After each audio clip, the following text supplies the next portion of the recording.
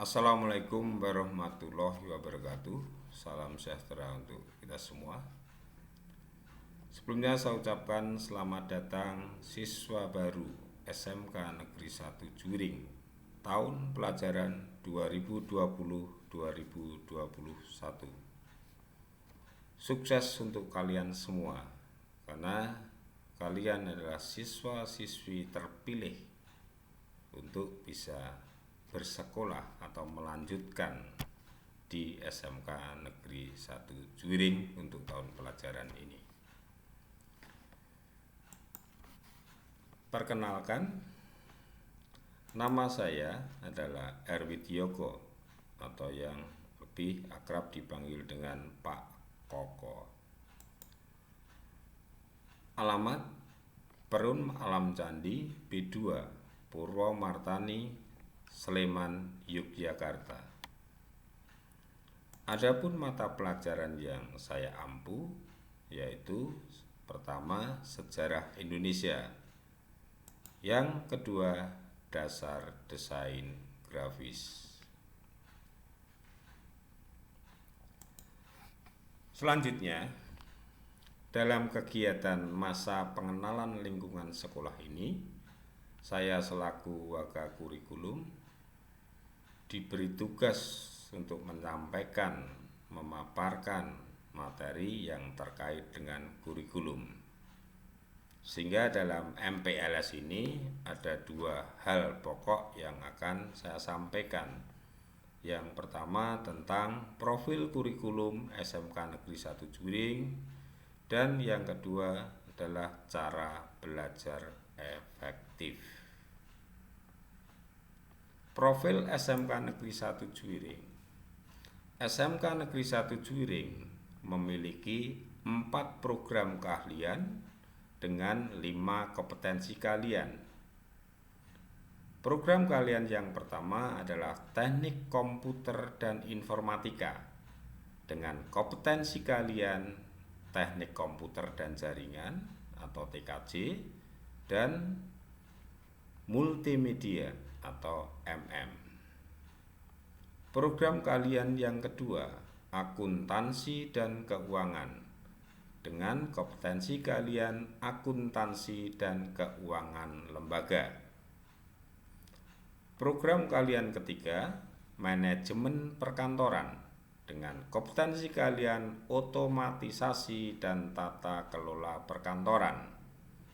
Dan yang terakhir, program keahlian Bisnis dan Pemasaran dengan kompetensi keahlian Bisnis Daring dan Pemasaran. Itulah program keahlian yang ada di SMK Negeri 1 Juring yang terdiri dari 4 dan 5 kompetensi keahlian. Selanjutnya tentang hasil akreditasi sekolah.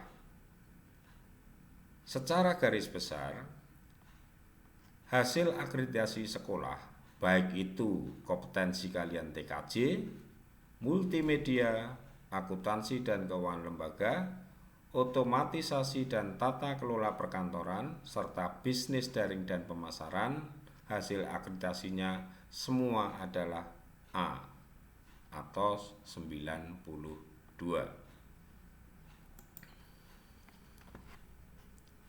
Mungkin kalian akan bertanya atau mempunyai pemikiran apa kira-kira yang akan dipelajari di SMK. Misalkan Anda jurusan mengambil kompetensi keahlian OTKP ataupun BDP ataupun yang lainnya.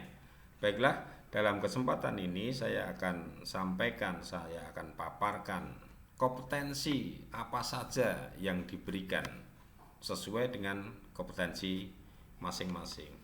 Yang pertama, untuk kompetensi akuntansi dan keuangan lembaga, yang dipelajari nanti terkait dengan Mayop. Ini semacam aplikasi akunting ya. Kemudian yang kedua juga masalah keadministrasian. Yang ketiga, pengelolaan gudang, dan keempat, penyusunan laporan keuangan. Selanjutnya tentang kompetensi keahlian OTKP. Apa yang akan diajarkan nanti? itu berkait dengan pengelolaan ketatausahaan, juga kesekretarisan, juga arsiparis maupun administrasi lainnya. Sedangkan kompetensi kalian BDP yang diajarkan pada siswa nanti yang berkaitan dengan marketing, juga display produk, juga promosi, juga e-commerce atau lebih dikenal dengan penjualan atau perdagangan online. Untuk kompetensi multimedia yang diajarkan nanti berkaitan dengan desain grafis, juga fotografi, juga animasi, broadcasting, video shooting maupun kameramen atau fotografi. Dan kompetensi kalian TKJ yang diajarkan nanti terkait dengan komputer, sehingga nanti lulusan dari TKJ ini diharapkan bisa menjadi teknisi komputer, operator jaringan, web developer, administrasi jaringan maupun sebagai teknisi tadi sudah kita sampaikan yang sangat handal dalam perakitan komputer. Selanjutnya tentang mata pelajaran. Mata pelajaran apa saja yang diberikan di SMK Negeri 1 Juwiring sesuai dengan kurikulum yang digunakan, yaitu kurikulum 2013 revisi. Mata pelajaran yang diterapkan di SMK Negeri 1 Juwiring dapat dikelompokkan menjadi 4. Yang pertama, muatan nasional, terdiri dari PABB, mata pelajaran PABB itu pendidikan agama dan budi pekerti. Kemudian juga PPKN, pendidikan Pancasila dan kewarganegaraan, bahasa Indonesia, matematika, sejarah Indonesia, dan bahasa Inggris. Kelompok yang kedua itu adalah muatan kewilayahan yang terdiri dari mata pelajaran pendidikan jasmani, olahraga dan kesehatan, dan seni budaya. Kelompok ketiga, muatan peminatan kejuruan. Ini terbagi menjadi C1 atau dasar bidang kalian, C2 atau dasar program kalian, dan C3 atau kompetensi kalian. Dan kelompok yang keempat ini bersifat lokal, yaitu muatan lokal dengan mata pelajaran bahasa Jawa.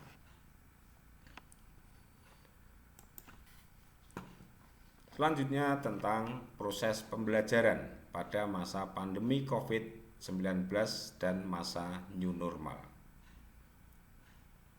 Bagaimanakah proses pembelajaran yang dilakukan di SMK Negeri 1 Juwiring masa pandemi COVID-19 dan masa new normal nanti?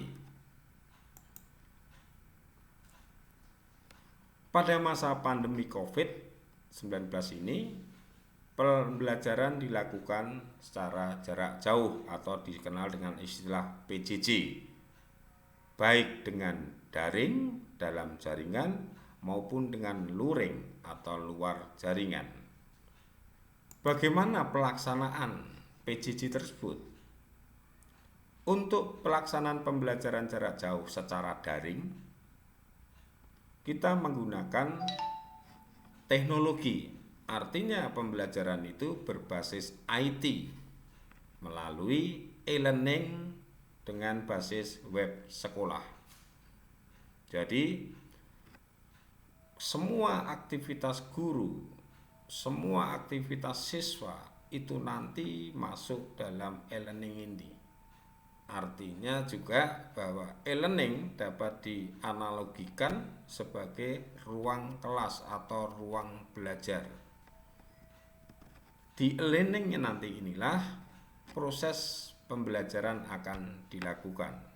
Tentu saja dengan secara online, pembelajaran online.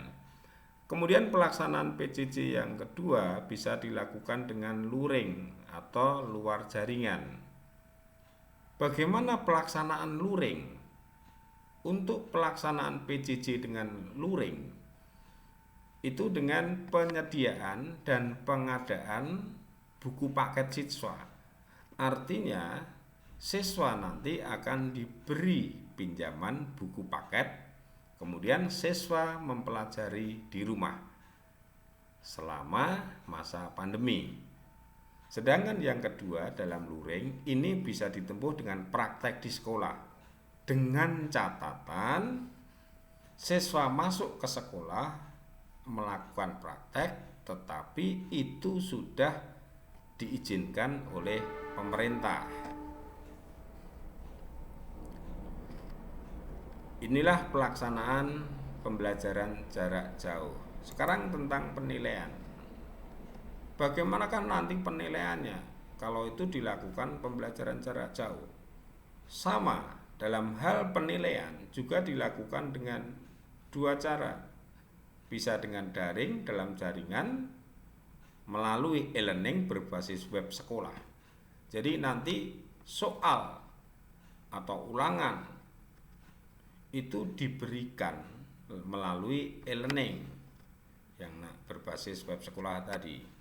Kemudian kalau luring ini dengan catatan kondisi sudah normal, artinya sekolah sudah diizinkan untuk memasukkan siswa-siswinya.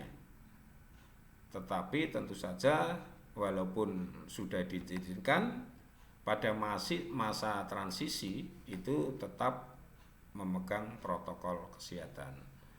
Nah, pada waktu siswa nanti sudah diperbolehkan masuk dengan beberapa persyaratan, siswa masuk tidak melakukan pelajaran teori, tetapi melakukan pembelajaran praktek. Kenapa harus praktek? Ya karena teori itu sudah dilakukan pembelajaran online. Inilah pembelajaran yang dilaksanakan di SMK Negeri 1 Juring beserta dengan penilaiannya, yang mana baik pelaksanaan maupun penilaian dilakukan dengan online melalui e-learning berbasis sekolah. Inilah tampilan dari web SMK Negeri 1 Juring.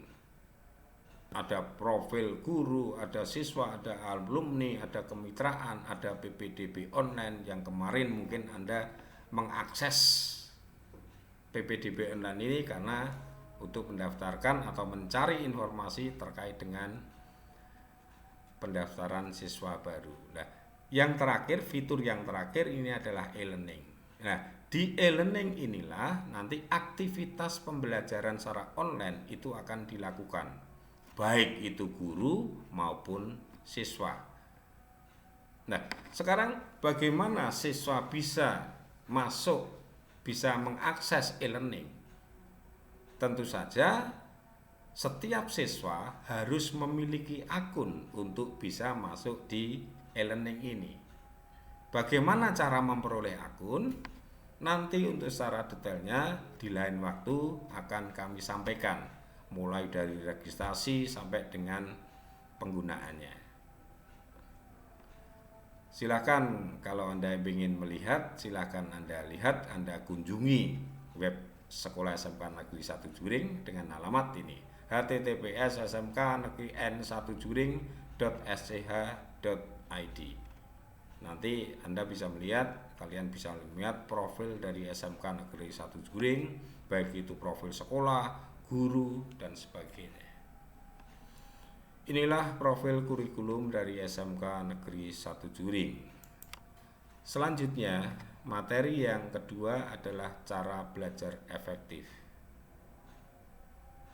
Kalau kita lihat di sini dari peta konsep ini, kita lihat cara belajar efektif, ada istilah terencana, kemudian ada juga istilah teratur, ada berkesinambungan, ada tuntas. Kemudian di sini tujuan tercapai atau sikap, kemudian pengetahuan, juga keterampilan. Sekarang coba Anda berpikir dan Anda cermati, kira-kira kalau ditanya misalkan apakah yang dimaksud dengan belajar efektif? Kalau kita lihat dari peta konsep ini, ini sudah bisa mengartikan apa sih yang dimaksud dengan belajar efektif. Oke, saya sampaikan dari peta konsep ini dapat kita istilahkan, kita artikan bahwa belajar efektif adalah suatu proses belajar yang terencana, kemudian juga teratur, berkesinambungan, dan tuntas, sehingga tujuan dari belajar itu dapat tercapai.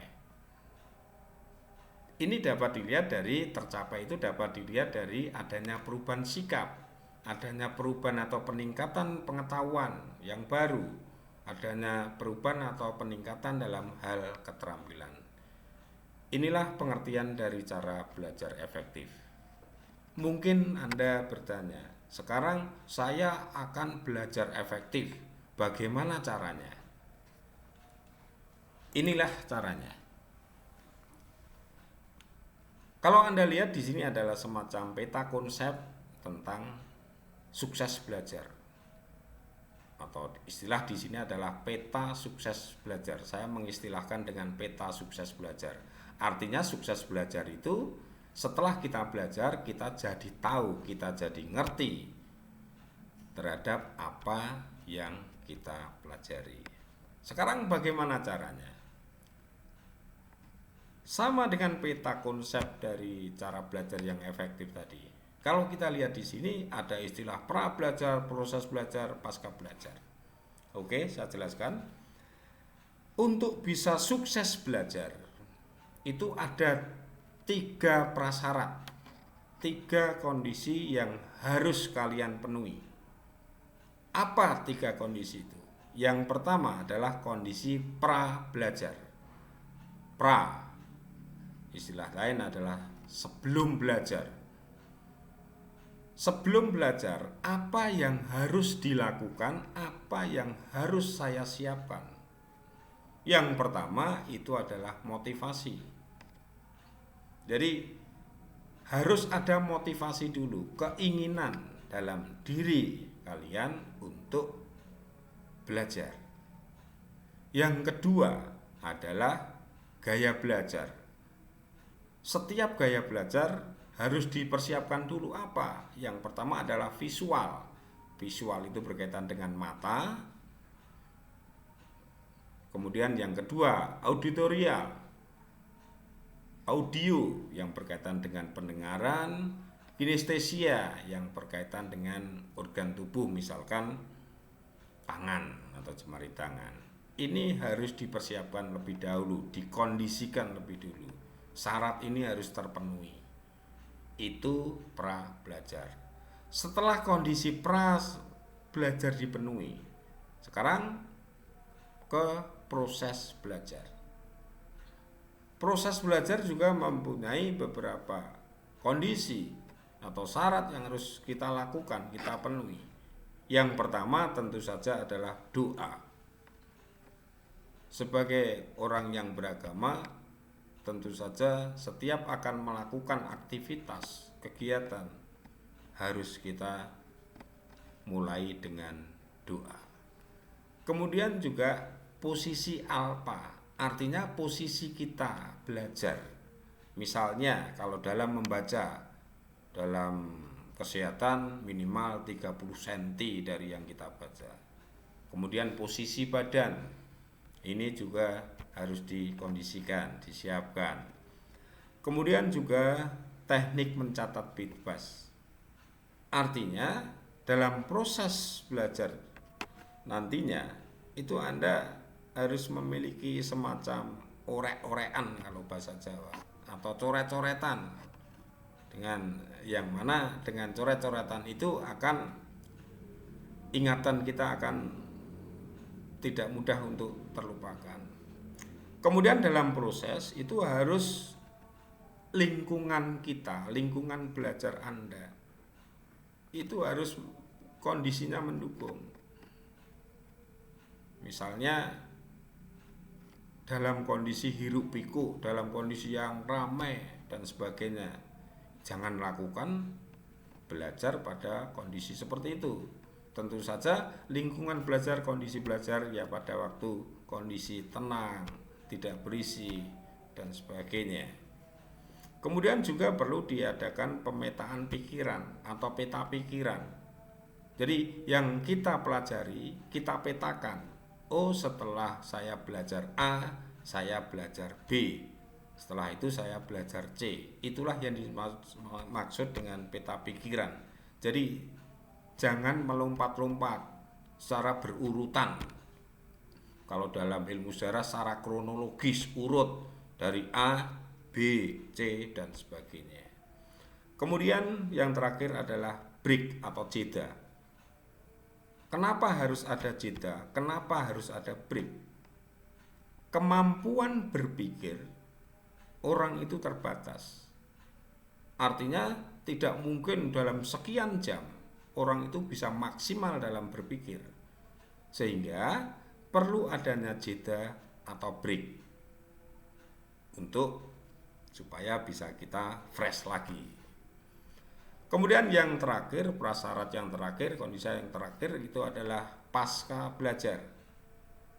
Kondisi apa atau prasyarat apa yang dilakukan yang harus dipenuhi setelah belajar? Pasca kan artinya setelah.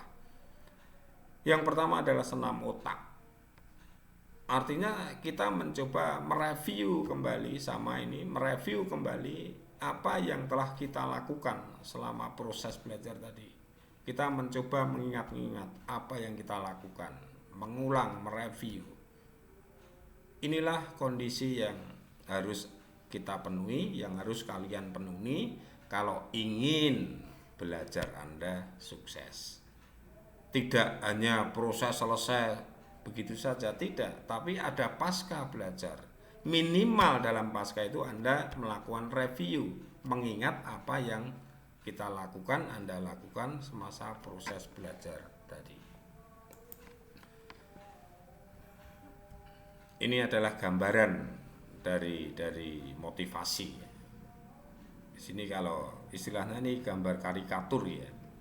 Jadi di sini ada walau cobaan senantiasa menerpa, tak akan ada kata menyerah untuk menggapai cita-cita.